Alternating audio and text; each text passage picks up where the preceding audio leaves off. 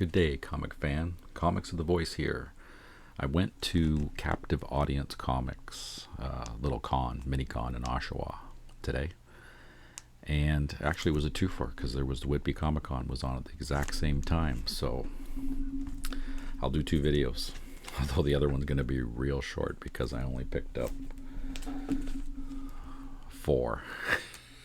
But at the first one, it was all dollar books. Ooh-wee, I got some cool stuff. Not everything was $1. Some of the stuff was a little more expensive, but you'll see why. Stay tuned.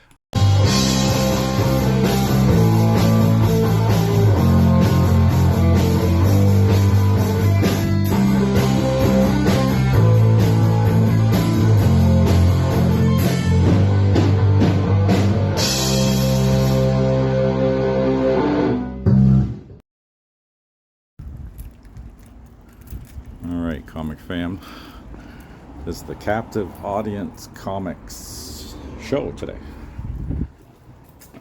There's the sign. So we're at the Legion in Oshawa. Alright. Okay, comic fam, let's dig in. So, you guys, I'm going to I'll do it like I always do it. I'm going to show you guys some footage of everything. Me going into the place, doing my pan around, and then we'll dig into the books. So stay tuned for the little clip of the beginning part, my little walk around. And when we come to the very end where I cut out, that's where I started, and that's where I found the first 3 books. And I got a deal. Alright, watch the clip. And then we'll be right back. Walking around, walking. Ooh, 30% off. Tabletops. That's pretty wild. Small books.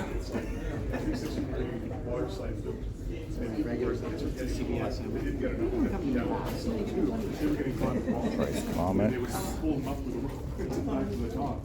But then they decided, okay, well, let's put a hash so if they can stop being so hash. But they were also getting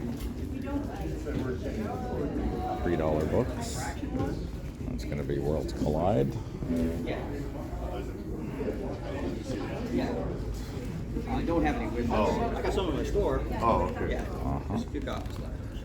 Of course, we've got our Captive Audience and Comic Book Addiction.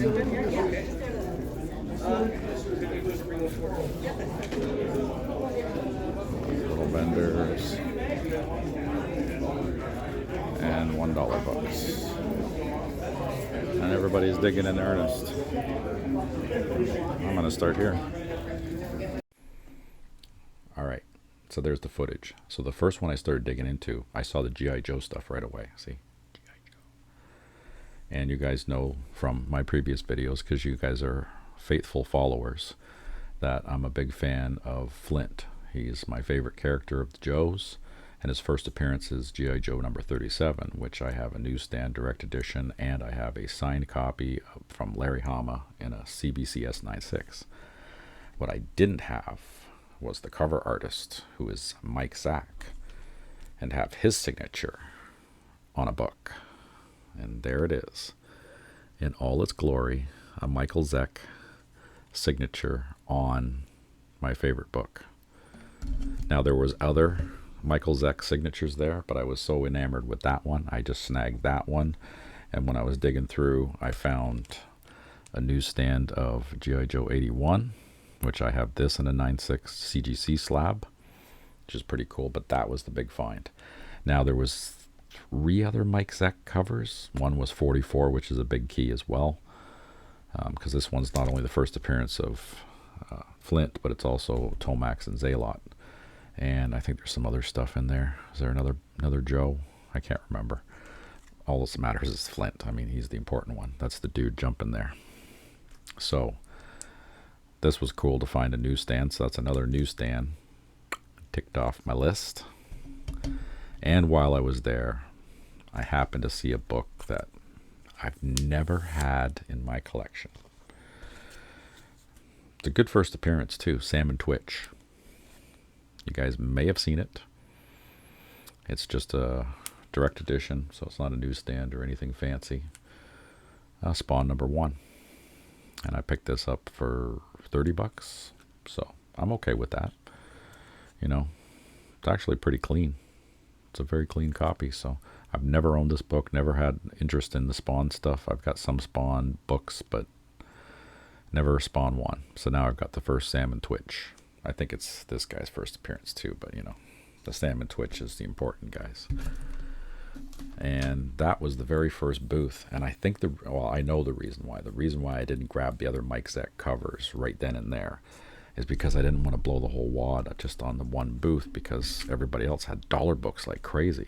So I went to my guy, Matt, in his booth, and I found some cool dollar books. So everything from here out is $1. So I grabbed the Indiana Jones, the Further Adventures of Indiana Jones. So that was 1 and 2. I don't know how many are in this series. I don't know if it's just the 2, but I found issue 1 and 2, and they're pretty clean copies.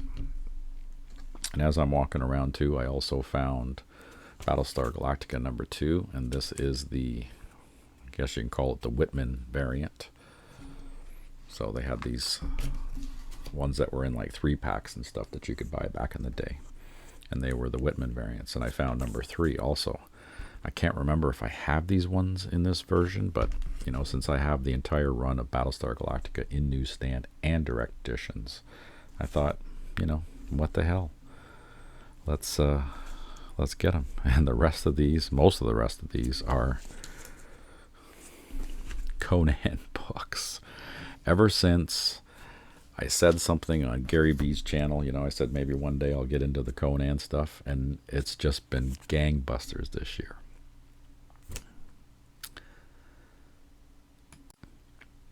Just had to pause for a second. Conan 137, $1. Conan 138, $1. Conan 139. I think some of these I might even have repeats of them now. I'm gonna have to actually put these things in my system now of which books, so I don't start getting repeats of things. I had 140, and this was a different vendor. I just found a whole bunch of them, so I just started pulling them out, and they're all $1. So there's 141. Looks like I got myself a nice little run going here. 142. So whoever owned these books, they had quite the run. 143, and then it jumps now. So I think I have 144. I might even have this one because I remember this cover. But it's a really clean copy, and some of the ones that I found at the Value Village were pretty rough. So that's 145. I got 146, 147. Gargoyles taking the Princess Queen Chicky away. And then 148. And these are like super clean. You know, for $1, why not?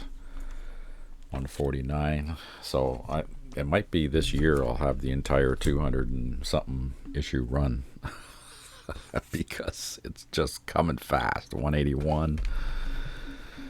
And finally 230. So I'm going to have to pull them all out and look at it and see which ones I have now, because this is just unbelievable, the amount of Conan books that I'm getting my hands on. And while I was digging through, I found this one cool. This is, I don't even know which version of this one is. It's a House of Slaughter 1, but it definitely looks like Jim Lee stuff. Or sorry, not Jim Lee, Jay Lee. Yeah, it definitely screams Jay Lee. Is there a signature on there? I see something.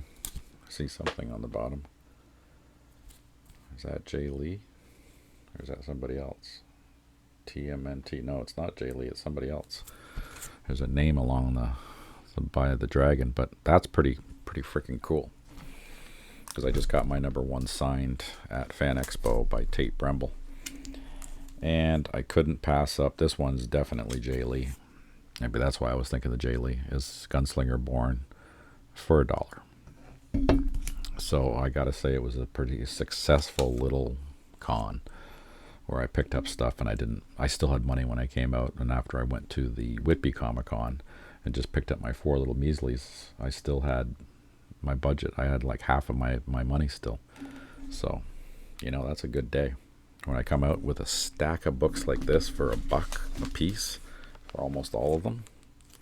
I'm sure you guys counted as I went along. Not bad. So that's the Captive Audience Comics haul. I'll do another video on the Whitby Comic Con of my 4 little measly finds, but they're neat. They're like super neat. I actually got to do a little research on them. So I'm going to do like the Joe thing from Anachronic Comics. I'm going to do a little research, and then I'll talk about them. So hope you guys enjoyed my little Captive Audience Comics Con haul, and I'll see you guys on the next one. Take care.